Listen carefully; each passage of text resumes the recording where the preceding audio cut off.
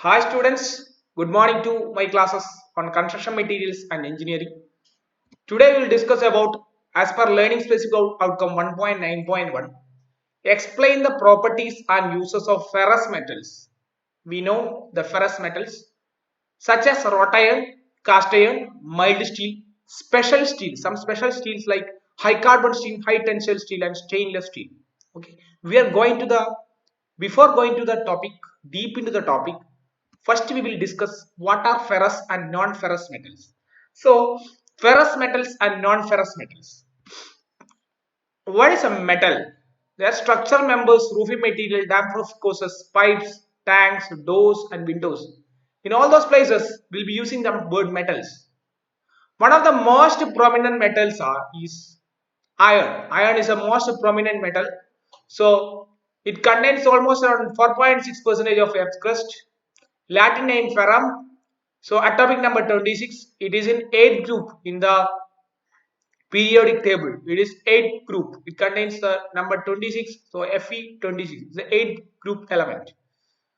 So as the name suggests, ferrous containing materials or they are known as ferrous metals. Non-ferrous metals are something which does not contain amount of iron. So this is an iron containing metal. Iron is not containing in its basic form. Then the second thing is there may be questions from this side differentiate between the ferrous and non-ferrous metal. You should be able to write. That is why they possess magnetic property. Since there is iron is there, so it possesses the magnetic property.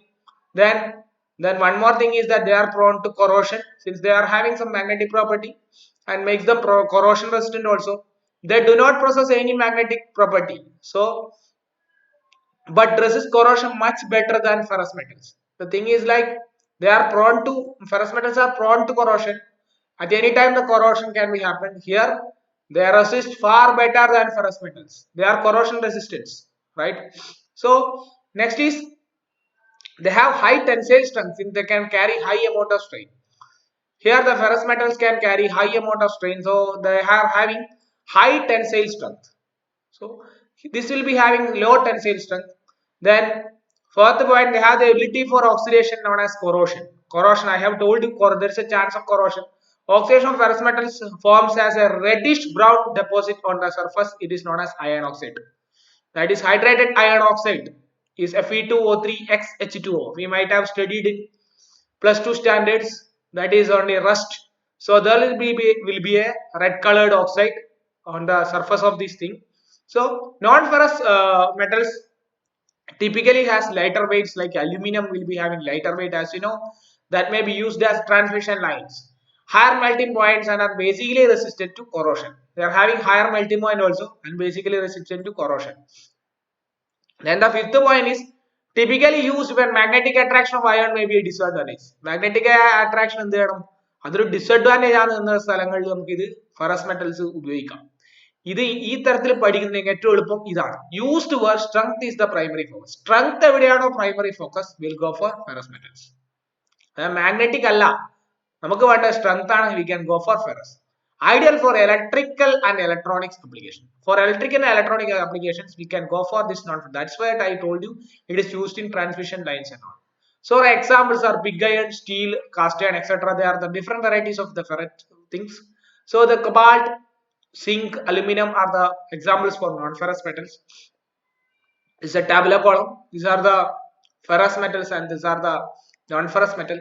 In this class, I will discuss only about the ferrous metal. In the next class, I will discuss about the non-ferrous metals. Okay. So, what is pig iron? We have told you there are different varieties. In that, pig iron is an intermediate product in the iron industry. Some way otherwise known as crude iron, which is obtained from smelting iron ore in a blast furnace. Smelting is a process of melting iron ore in order to separate the iron. അയണിനെ separate ചെയ്യാൻ വേണ്ടിയിട്ട് melt ചെയ്യുന്നതിനെ പ്രോസസ്സിനാണ് smelting എന്ന് പറഞ്ഞത്. അപ്പോൾ ആ smelt ചെയ്യുമ്പോൾ അയണിനെ purify ചെയ്യുമ്പോൾ അയൺ ഓറിനെ പ്യൂരിഫൈ ചെയ്യുമ്പോൾ നമുക്ക് കിട്ടുന്ന സാധനമാണ് pig iron. It's an intermediate product. Pig iron has A very high carbon content. 3.8 തൊട്ട് 4.7% വരെ കാർബൺ കണ്ടന്റ് പിഗ് അയൺ ഉണ്ട്. സോ നമുക്ക് മാനുഫാക്ചറിംഗ് പ്രോസസ് ഒന്നും പഠിക്കാനില്ല, ഓൺലി പ്രോപ്പർട്ടീസ് ആൻഡ് യൂസസ് മാത്രം നമുക്ക് എക്സാമിന് ചോദിക്കും. അപ്പൊ അത് മാത്രം പഠിച്ചാൽ മതി. അപ്പോൾ പിഗ് അയണിന് 3 വെറൈറ്റീസ് ഉള്ളത്, wrought iron, cast iron and mild iron. അപ്പോൾ മെയിൻലി പിഗ് അയണിന് ഡയറക്റ്റ്ലി ഒബ്റ്റൈൻ ചെയ്യുന്ന സംഭവങ്ങളാണ്. പിഗ് അയണിന് സ്മെൽറ്റിംഗ്, അതുപോലെ ഹാമറിംഗ്, റീഹീറ്റഡ് റോളിംഗ്, ഈ പ്രോസസ് ഒക്കെ കഴിഞ്ഞ് നമുക്ക് റോട്ട് അയൺ കിട്ടും. Remelted poured into sand moulds. Again pig അയണിനെ നമ്മൾ എടുത്തിട്ട് റീമെൽറ്റ് ചെയ്തിട്ട് സാൻഡ് മോൾഡിലേക്ക് പോഡ് ചെയ്ത് നമുക്ക് ഗെറ്റ് കാസ്റ്റ് അയൺ. ഇതൊക്കെ നമ്മൾ പഠിച്ചതാണ്, ഇതൊന്നും ആവശ്യമില്ല. So next is mild iron. Mild iron എന്ന് പറഞ്ഞാൽ സ്മെൽറ്റിംഗ്, ഞാൻ പ്രോസസ് സ്മെൽറ്റിംഗ് എന്ന് പറഞ്ഞു. അതിന് അലോയ്സ് ആഡ് ചെയ്തതിനു ശേഷം റോൾ ചെയ്യാം. റോൾ ചെയ്ത് നമുക്ക് കിട്ടുന്ന സാധനമാണ് മൈൽഡ് അയൺ എന്ന് പറയുന്നത്, അല്ലെങ്കിൽ സ്റ്റീൽ എന്ന് പറയും. ഇതൊക്കെയാണ് അതിന്റെ മാനുഫാക്ചറിംഗ് പ്രോസസ്. ബ്ലാസ്റ്റ് ഫർണസ് പ്രോസസ്സിൽ കൂടെ പുറത്തേക്ക് വരുന്ന സംഭവങ്ങൾ ഇതൊക്കെ. നെക്സ്റ്റ് നമ്മൾ റോട്ട് അയണിലേക്ക് ഡയറക്റ്റ്ലി പോയി. Wrought iron is almost pure iron and it hardly contains carbon more than 0.1%. Hardly contains, that is 0.15% മുകളിൽ എന്തുണ്ടാവില്ല, കാർബൺ ഉണ്ടാവില്ല. 0.15% കുറവായിരിക്കും. Manufacturing methods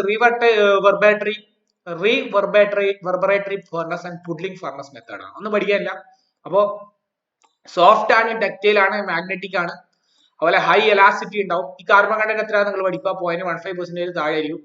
it can B heated and റീഹീറ്റഡ് and work in various shape. ഏത് ഷേപ്പിലേക്ക് വേണമെങ്കിൽ നമുക്ക് rote അയണിനെ മാറ്റാൻ വേണ്ടി പറ്റും. Soft ആണ്, ഡക്റ്റൈൽ ആണ്, വലിച്ചു കിട്ടാൻ വേണ്ടി പറ്റും. മാഗ്നറ്റിക് ആണ്, ഹൈ എലാസിറ്റി ഉണ്ട്, ടെൻസൈൽ സ്ട്രെങ്ത് ഉണ്ട്.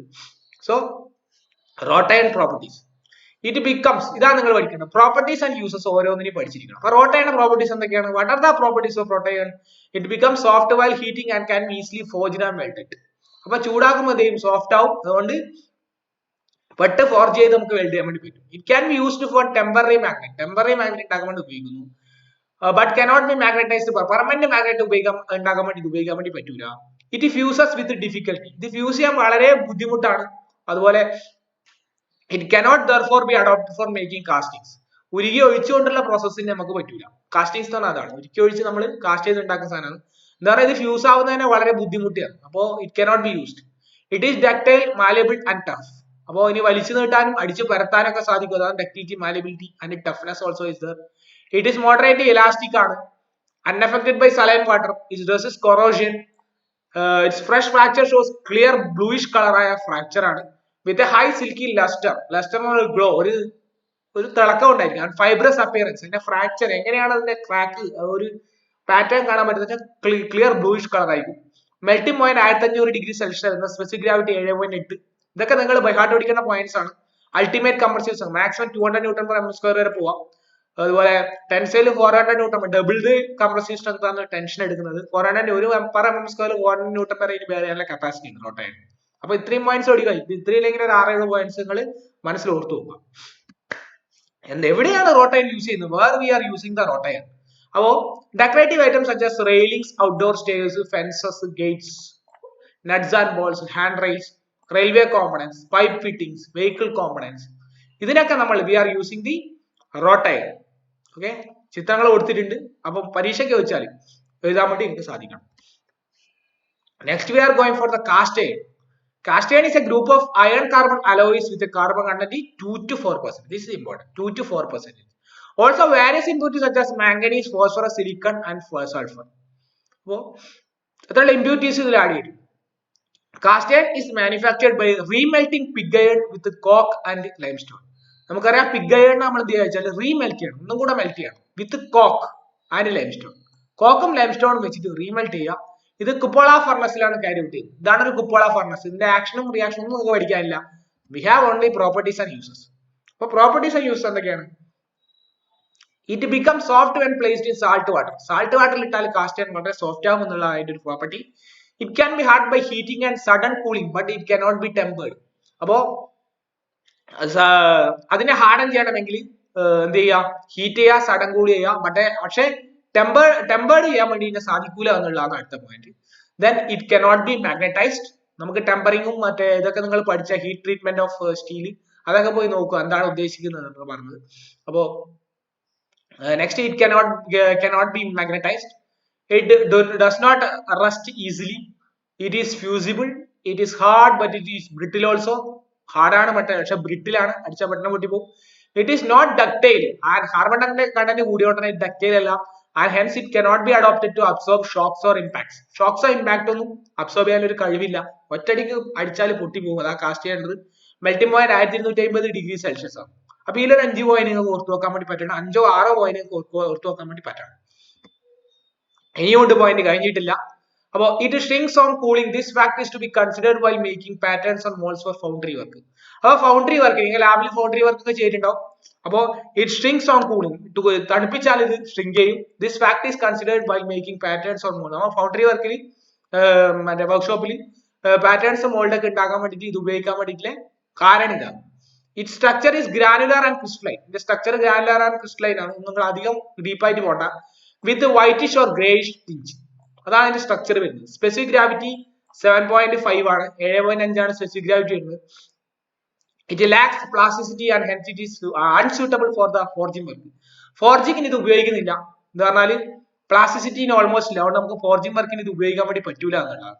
Then it is weak in tension and strong in compression. It is weak in tension, ടെൻഷനിൽ വളരെ വീക്ക് ആണ്, പക്ഷെ കംപ്രഷനിൽ it is very strong.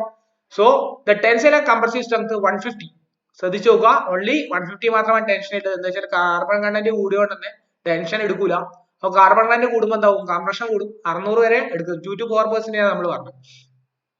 The two pieces of cast iron cannot be connected by the nuts and bolts അല്ല, cannot be connected by bolts, sorry, rivet or weld. Rivet or weld ഒന്നും വെച്ച് connect ചെയ്യാൻ വേണ്ടി പറ്റൂല. Only we can use for rivet വെച്ചിട്ട് പറ്റൂല, connected by rivet connection. പക്ഷെ നട്ടും ബോൾട്ടും വെച്ചിട്ട്, നട്ടും വെട്ടും ബോൾട്ടും ഫ്ലെയിഞ്ചിൽ കണക്ട് ചെയ്തിട്ട് നമുക്ക് എന്ത് ചെയ്യാം, നട്ടും ബോൾട്ടും ഫ്ലെയിഞ്ചിൽ കണക്ട് ചെയ്യണമെങ്കിൽ അവിടെ ഫ്ലെയിഞ്ചിൽ ഹോൾ വേണം. Okay, the hole for bolts are either drilled out or cast in the casting. ആ ഒരു നിങ്ങൾ കണ്ടിട്ടുണ്ടാവും, സ്റ്റീൽ കോളംസ് കണ്ടിട്ടുണ്ടാവും അല്ലെ. സ്റ്റീൽ കോളംസ് കണക്ട് ചെയ്യുന്ന കാര്യമാണ്, അതിന്റെ ബേസ് പ്ലേറ്റുമായിട്ട് കണക്ട് ചെയ്യുന്ന കാര്യമാണ്. അങ്ങനെ ഫ്ലാഞ്ച് കണക്ട് ചെയ്യുമ്പോൾ ഫ്ലാഞ്ചിലത്തെ ഹോൾ എന്ത് ചെയ്യണം, കാസ്റ്റ് ചെയ്യുമ്പോൾ തന്നെ ആ ഹോൾ ഡ്രിൽ ചെയ്ത് കൊണ്ടുവരണം എന്ന് പറഞ്ഞു. റിവറ്റ് വെച്ചിട്ട് ഈ കണക്ഷൻ നമുക്ക് റിവറ്റ് വെച്ച് അടിക്കാനൊന്നും പറ്റൂല.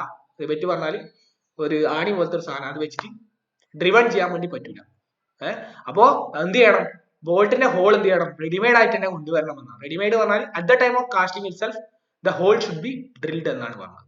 ഓക്കെ, അപ്പോൾ ഇതിൽ ചെറിയൊരു മിസ്റ്റേക്ക് ഉണ്ട് ഈ ഒരു സെന്റൻസിൽ. അപ്പോ അതാണ് പറഞ്ഞത്, നിങ്ങളുടെ ഭാഷയിൽ എഴുതുക. ഇതിന്റെ PPT അതുപോലെ എന്താ പറയേണ്ടത്, ഇതിന്റെ നോട്ട്സ് ഒക്കെ നിങ്ങൾക്ക് പ്രൊവൈഡ് ചെയ്ത് തരും.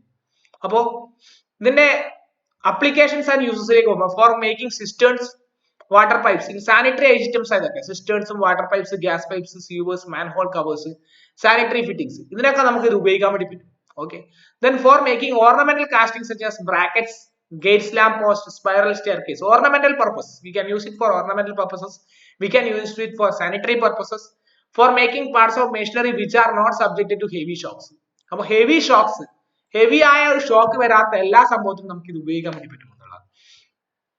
നെക്സ്റ്റ്, ഫോർ മാനുഫാക്ചറിങ് കംപ്രഷൻ മെമ്പേഴ്സിലേക്ക് columns in building, bases of columns, അതിനൊക്കെ നമുക്ക് ഇത് ഉപയോഗിക്കാം. For preparing agriculture implements, agriculture ആയ സംഭവങ്ങൾ ഉപയോഗിക്കാൻ വേണ്ടിയിട്ട് നമുക്ക് ഇത് ഉപയോഗിക്കാം. അതായത് ഇപ്പോ ആയുധങ്ങൾ, ഒരു തൂമ്പ എടുക്കാൻ വേണ്ടിയിട്ട് ഉപയോഗിക്കാം. അങ്ങനെയുള്ള കാര്യങ്ങളിലൊക്കെ കാസ്റ്റ് അയൺ നമുക്ക് ഉപയോഗിക്കാം. അതുപോലെ റെയിൽ ചെയേഴ്സിന് വേണ്ടി ഉപയോഗിക്കാം. അതുപോലെ കാരേജ് ഓഫ് വീൽസ് ക്യാരി ചെയ്യാൻ വേണ്ടിയിട്ട് റെയിൽവേയിലും നമുക്ക് എന്ത് ചെയ്യാം, കാരേജ് ഓഫ് വീൽസിന് വേണ്ടി നമുക്ക് ഉപയോഗിക്കാം. അത്തരത്തിലുള്ള കാര്യങ്ങൾക്ക് നമുക്ക് കാസ്റ്റ് അയൺ ഉപയോഗിക്കാം എന്നുള്ളതാണ് പറയുന്നത്. ഇനി കാസ്റ്റ് അയൺ കഴിഞ്ഞാൽ, കാസ്റ്റ് അയൺ കഴിഞ്ഞാൽ we are going for next steel. Steel എന്ന് പറഞ്ഞാൽ വേറൊരു ടൈപ്പാണ്. ഓക്കെ, അപ്പോ സ്റ്റീലിന്റെ category depending upon the carbon ആണ്. Steel is designated as mild steel, medium carbon steel, high carbon steel. അപ്പൊ 3 ടൈപ്പിലാണ്. അപ്പൊ various type of steels are governed by the amount of carbon content. അപ്പോ ഓരോന്നിന്റെയും എന്താ പറയണ്ടേ, ഈ കാർബൺ കണ്ടന്റ് നിങ്ങൾ പഠിക്കണം. ലെസ് ദാൻ 0.10 കാർബൺ ആണ് ഡെഡ് സ്റ്റീൽ. ഇനി ഈ carbon content of mild steel എന്ന് പറഞ്ഞാൽ 0.1 to 0.25 ആണ്. Carbon content 0.25 to 0.6 medium carbon steel, 0.6 to 1.1% hard steel or high carbon steel. ഇത് പല പരീക്ഷകൾക്കും ചോദിച്ചു കണ്ടിട്ടുണ്ട്, ഒബ്ജക്റ്റീവ് ക്വസ്റ്റൻ ആയിട്ട്. അതുപോലെ അതിന്റെ യൂസസ്, ഓരോന്നിന്റെയും കാർബൺ കണ്ടന്റും അതിന്റെ യൂസസ് ഒരു ടാബുല കോളായിട്ട് കൊടുത്തിട്ടുണ്ട്. ഇത് നിങ്ങൾ ജസ്റ്റ് നോക്കുക, ഓരോന്നും പഠിക്കുക. Okay, next steel manufacturing process. എങ്ങനെയാണ് സ്റ്റീൽ മാനുഫാക്ചർ ചെയ്യുന്നത്? പല പ്രോസസ്സുകളുണ്ട്. ഇതൊന്നും നിങ്ങൾക്ക് ഇപ്പൊ എക്സാമിന് ചോദിക്കാൻ വേണ്ടി പോകുന്നില്ല. Only properties and uses they may ask. ഇപ്പൊ ജസ്റ്റ് മനസ്സിലാക്കിയോ, duplex process, Bessemer process, cementation process, LD process, open hearth process, ഇതൊക്കെയാണ് സ്റ്റീൽ മാനുഫാക്ചറിങ് പ്രോസസ്. നമുക്ക് ഓരോന്നിനും പ്രോപ്പർട്ടീസ് പഠിക്കാം. അപ്പോ നമ്മള് സ്റ്റീലിന്റെ പ്രോപ്പർട്ടി പറയുമ്പോൾ it can be magnetised permanently. അപ്പോ പെർമനന്റ് മാഗ്നറ്റാക്കിന് സ്റ്റീൽ ഉപയോഗിക്കാൻ വേണ്ടി പറ്റും. It can be readily forged and welded. Forge ചെയ്ത് വെൽഡ് ചെയ്യാൻ വേണ്ടി പറ്റും. അതുപോലെ പെട്ടെന്ന് ഹാർഡൻ ചെയ്യാൻ വേണ്ടി പറ്റൂല. ഹാർഡനിങ് അതുപോലെ ടെമ്പറിങ് ഇതൊക്കെ ഹീറ്റ് ട്രീറ്റ്മെന്റ്സ് ആണ്. അപ്പോൾ ഈസിലി ഹാർഡൻ ചെയ്യാനും ടെമ്പർ ചെയ്യാനും വേണ്ടി നമുക്ക് പറ്റില്ല. ഫൈബ്രസ് സ്ട്രക്ചർ ആണ്, മാലേബിൾ ആൻഡ് ഡക്റ്റൈൽ ആണ്, tougher and more elastic than wrought iron. അതുപോലെ എന്താ പറയേണ്ടത്, ടഫർ ആണ്, അതുപോലെ റോട്ടയറിനെക്കാളും എലാസ്റ്റിക് ആണ്. It is used for all type of structure, എല്ലാ സ്ട്രക്ചർ വർക്കിനും ഉപയോഗിക്കാം. ഇറ്റ് റസ്റ്റ് ഈസിലി ആണ്, പെട്ടെന്ന് റസ്റ്റിംഗ് ഇതിന് സംഭവിക്കും. Melting point 1400°C, specific gravity 7.8, ultimate compressive strength പറഞ്ഞാൽ 80 to 120 kN/cm². ഇതൊക്കെയാണ് മൈൽഡ് സ്റ്റീലിന്റെ പ്രോപ്പർട്ടീസ്. ഇതൊക്കെ നിങ്ങൾ മനസ്സിൽ ഓർത്തു വെക്കേണ്ട പോയിന്റ്സ് ആണ്. അതുപോലെ തന്നെ ഹാർഡ് സ്റ്റീലിന്റെ അല്ലെങ്കിൽ ഹൈ കാർബൺ സ്റ്റീലിന്റെ പ്രോപ്പർട്ടീസ് എന്തൊക്കെയാണ്? It can be easily hardened and tempered, magnetized properly, cannot be readily forged and welded. Cannot be. Keep it in mind. It has a granular structure, tougher and more elastic than as compared to mild steel. It is used for finest cutlery, edge tools, parts subject to shock and vibrations. Shock vibrations ഒക്കെ ഉപയോഗിക്കുന്ന സംഭവങ്ങൾ നമുക്ക് ഉപയോഗിക്കാം. വളരെ പെട്ടെന്ന് rest തുരുമ്പൊടിക്കാൻ chance ഉണ്ട്. Melting point എത്രയാണ്, specific gravity എത്രയാണെന്ന് ഓർത്ത് നോക്കുക. അതിന്റെ ultimate compressive strength 140 to 200 kN/cm². ആണ്. ഷിയർ സ്ട്രെങ്ത് നോക്കുക 110 kN/cm². Ultimate tensile strength 80 to 110 kN/cm². ഏതെങ്കിലും പരീക്ഷക്കൊക്കെ ചോദിക്കാം. ഓക്കെ, അപ്പൊ നിങ്ങൾ ഒരു 5-6 പോയിന്റ്സിൽ ഓർത്ത് നോക്കുക. എല്ലാം പഠിക്കാൻ പറ്റില്ലെങ്കിൽ 5-6 പോയിന്റ്സ് നിങ്ങൾ മനസ്സിൽ ഓർത്ത് നോക്കുക. നെക്സ്റ്റ് ഹൈ ടെൻസൈൽ സ്റ്റീൽ ആണ്. ഹൈ ടെൻസൈൽ സ്റ്റീൽ ആണ് ഏറ്റവും low carbon steel at the lower end of the medium carbon, which have additional alloying ingredients in order to increase the strength. Where properties of especially additional alloying ingredients നമ്മൾ add ചെയ്യുന്നുണ്ട്. These alloys ingredients include, ഇത് നമ്മൾ high tensile steel ആണ്. High tensile steel നമ്മൾ low carbon ആണ്, പക്ഷെ നമ്മൾ additional ingredients add ചെയ്യും. അത് ക്രോമിയം ആഡ് ചെയ്യാം, molybdenum, silicon, manganese, nickel and vanadium. Impurities such as phosphorus, sulfur have the maximum allowable content restricted. ഇമ്പ്യൂരിറ്റീസിന്റെ ഒരു ലിമിറ്റേഷൻ, ഇതൊക്കെ ഇമ്പ്യൂരിറ്റീസ്. പക്ഷെ കാർബൺ കുറച്ചിട്ട് വേറെ ചില ഇൻഗ്രീഡിയൻസ് അലോയ്സിൽ ആഡ് ചെയ്യും. They are known as high tensile steel. High tensile steel is used for construction that requires the use of materials capable of handling immense amount of stretching and pulling without breaking. വളരെ strong ആണ്, immense amount of സ്ട്രെച്ചിങ്ങും പുള്ളിങ്ങും, high tensile സ്ട്രെങ്തും high compressive സ്ട്രെങ്തും ആണ്. അതിന്റെ example ആണ് stainless steel എന്ന് പറയുന്നത്. അപ്പോ നെക്സ്റ്റ് സ്റ്റെയിൻലെസ് സ്റ്റീൽ ആണ് നമ്മൾ ചർച്ച ചെയ്യുന്നത്. ഞാൻ പറഞ്ഞു ഹൈ ടെൻസൈൽ സ്റ്റീലിൽ, സ്റ്റെയിൻലെസ് സ്റ്റീലിൽ നമ്മൾ ചെയ്യുന്നത് വെച്ചാൽ കാർബൺ കണ്ടന്റ് കുറച്ചിട്ട് നമ്മൾ ക്രോമിയം കണ്ടന്റ് ഒരു 10.5% കൂടുതൽ ക്രോമിയം കണ്ടന്റ് ആഡ് ചെയ്ത് കൊടുക്കും. അപ്പൊ എന്താണ് സംഭവിക്കുന്നത്? അതുപോലെ as well as various other elements in small quantities. Stainless steel എന്ന് പറഞ്ഞത് in combination with oxygen chromium forms thin sealed, chromium oxide ആവും, അപ്പോൾ forms a thin sealed fixed adhering chromic oxide layer. അതാണ് ആ ഒരു തിളക്കം. നമ്മൾ സ്റ്റെയിൻലെസ് സ്റ്റീലിൽ ഒരു തിളക്കം വരുന്നില്ലേ, അത് ആ ക്രോമിയം ഓക്സൈഡിന്റെ ലെയർ ആണ്. It's called a passive layer. It is exactly the passive layer which is responsible for the resistance of the material. ഇതൊരു കൊറോഷൻ റെസിസ്റ്റൻസ് പ്രൊവൈഡ് ചെയ്യുന്നുണ്ട്. So stainless steels are corrosion resistant in nature also. ഇവിടെ washing ഡ്രമ്മിനൊക്കെ ഒരു example അവർ പറഞ്ഞത് washing drums ആണ്. Washing ഡ്രമ്മിലൊക്കെ stainless steel നമ്മൾ ഉപയോഗിക്കുന്നുണ്ട്. അതുപോലെ പൈപ്സിലും വളരെ വൈഡ് അപ്ലിക്കേഷനുള്ള സാധനമാണ് സ്റ്റെയിൻലെസ് സ്റ്റീൽ. അപ്പോ സ്റ്റെയിൻലെസ് സ്റ്റീലിന്റെ പ്രോപ്പർട്ടീസിനെ കുറിച്ച് പറയും. ഫണ്ടമെന്റൽ പ്രോപ്പർട്ടി ഓഫ് സ്ട്രെങ്ത് ആണ്. It remains incredibly strong at a very high or low temperature. ഇനി ടെമ്പറേച്ചർ കുറഞ്ഞോട്ടെ ടെമ്പറേച്ചർ കൂടിക്കോട്ടെ, വളരെ ഹൈ സ്ട്രെങ്ത് ആണ്. Making it a highly sought after metal for demand ആപ്ലിക്കേഷനിലേക്ക്, ഏവിയേഷനിലൊക്കെ വളരെ ഡിമാൻഡ് ഉള്ള ഒരു സംഭവമാണ്. അപ്പോ as it is one of the most hygienic material, വളരെ ഹൈജീനിക് ആയ മെറ്റീരിയൽ ആണ്. അപ്പോൾ കാറ്ററിംഗിന്, മെഡിക്കൽ ആപ്ലിക്കേഷൻസിനൊക്കെ നമുക്ക് ഉപയോഗിക്കാം. It does not support the growth of bacteria. ബാക്ടീരിയയുടെ ഗ്രോത്തിനെ സ്റ്റെയിൻലെസ് സ്റ്റീൽ സപ്പോർട്ട് ചെയ്യുന്നില്ല. ക്ലീൻ, അതുപോലെ സ്റ്റെറിലൈസ് ചെയ്യാം എളുപ്പത്തിൽ. Hence is low maintenance. It can be clean using a swab. ഒരു മോപ്പ് ഉപയോഗിച്ചിട്ട് നമുക്ക് പെട്ടെന്ന് ക്ലീൻ ചെയ്ത് എടുക്കാൻ വേണ്ടി പറ്റും. Making beneficial for the use of kitchen and hospital. കിച്ചണിലും ഹോസ്പിറ്റലിലൊക്കെ നമുക്ക് സ്റ്റെയിൻലെസ് സ്റ്റീൽ കൊണ്ട് നടക്കാം. അതുപോലെ ഏത് സംഭവത്തിനും നമുക്ക് സ്റ്റെയിൻലെസ് സ്റ്റീൽ ഉപയോഗിക്കാം, ഉപയോഗിച്ച് വരുന്നുണ്ട്. Strength is not only the property of stainless steel, it also looks great. നല്ലൊരു glittering നമുക്ക് stainless steel കാണാൻ വേണ്ടി പറ്റും. That's why it is most commonly featured in architecture also. It adds sleek and contemporary look to classic and modern space. ഇനി classic space ആയിക്കോട്ടെ, modern space ആയിക്കോട്ടെ, ഒരു classic look, ഒരു കണ്ടംപററി ലുക്ക് നമുക്ക് കൊടുക്കാൻ വേണ്ടി പറ്റും വിത്തൗട്ട് കോംപ്രമൈസിങ് ഓർ ഫംഗ്ഷനാലിറ്റി. നമ്മുടെ എന്താ പറയേണ്ടത്, സ്റ്റെയറിൽ ആയിക്കോട്ടെ, എല്ലാത്തിനും നമ്മൾ സ്റ്റെയിൻലെസ് സ്റ്റീൽ ദൈനംദിന ഉപയോഗത്തിൽ ഉപയോഗിക്കുന്നുണ്ട്. Stainless steel can fend of can remove rust and water stain as it highly resistant to corrosion. നമ്മൾ പാസീവ് ലെയർ ഉണ്ട് അതിന്റെ പുറത്ത് ക്രോമിയം ഓക്സൈഡ് ലെയറിൽ ഒന്ന് തന്നെ എല്ലാത്തിനും റെസിസ്റ്റ് ചെയ്യും. This is why stainless steel application extend to outdoor as well as indoor application at various pressure and temperature extremes. This property of stainless steel comes from the addition of chromium to the metal. When exposed to oxygen creates a fine film over steel to product. അതാണ് ഞാൻ പറഞ്ഞത് chromium ഓക്സൈഡിന്റെ ലെയറിലുണ്ട്, വേറെ ഒന്നും അതിനോട് അടുക്കൂല. Chromium oxide പറഞ്ഞാൽ വളരെ highly resistant ആണ്. Most of the stainless steel is made from the recycled steel. Recycled steel എന്നാണ് നമ്മൾ മോസ്റ്റ് ഓഫ് stainless steel ഉണ്ടാക്കുന്നത്. Impressively, its qualities do not deteriorate once the metal is recycled, allowing it to be reused continuously and benefit the environment. നമുക്ക് ഇതിനെ reuse ചെയ്തുകൊണ്ടിരിക്കാം എന്നുള്ള ഒരു അഡ്വാൻറ്റേജും കൂടി ഉണ്ട്. അപ്പോൾ ഇതിന്റെ main properties corrosion resistance, work hardening rate. ഇതിന്റെ വർക്ക് ഹാർഡനിങ് റേറ്റ് എന്ന് പറഞ്ഞാൽ വളരെ ഹാർഡൻ ചെയ്യാൻ വേണ്ടി പറ്റും. അതുപോലെ ഹോട്ട് സ്ട്രെങ്ത്, ഇതിന്റെ ഹോട്ടിൽ ഇതിന്റെ സ്ട്രെങ്ത്, അതുപോലെ ഇതിന്റെ ductility property, higher strength and hardness, then a more attractive appearance, lower maintenance. ഇത്രയുള്ള കാര്യങ്ങളാണ് ഇതിന്റെ പ്രോപ്പർട്ടീസ് ആയിട്ട് വരുന്നത്. അതുപോലെ ഇനി വേറെ വരുന്നത് ഇതിന്റെ യൂസസ് ആൻഡ് ആപ്ലിക്കേഷൻ ആണ്. കിച്ചൺ സിങ്സ് ഉപയോഗിക്കാം, റൂഫിംഗ് ആൻഡ് ഗട്ടേഴ്സിൽ, ഡോർസ് ആൻഡ് വിൻഡോസിൽ, ബാലുസ്ട്രേഡ്സിൽ, ദെൻ ഫുഡ് പ്രോസസിംഗ് എക്യുപ്മെന്റ്സിൽ. ഇതിൽ 5 നിങ്ങൾ നോക്കി വെക്കുക. ആർക്കിടെക്ചർ, ബിൽഡിംഗ്, കൺസ്ട്രക്ഷൻ, ഓട്ടോമോട്ടീവ് ഇൻഡസ്ട്രീസിൽ ഇതിലൊക്കെ നമുക്ക് സ്റ്റെയിൻലെസ് സ്റ്റീൽ ഉപയോഗിക്കാൻ വേണ്ടി പറ്റും. ഓൾറെഡി നിങ്ങൾക്ക് സിറ്ററിൽ ഒരു ക്ലാസ് കഴിഞ്ഞാൽ, അതുകൊണ്ടാണ് ഞാൻ ഓടിച്ചിട്ട് ക്ലാസ് പറഞ്ഞത്. അപ്പോൾ thank you for listening to my class. Thank you. See you in next class, that is of non ferrous metals. Thank U.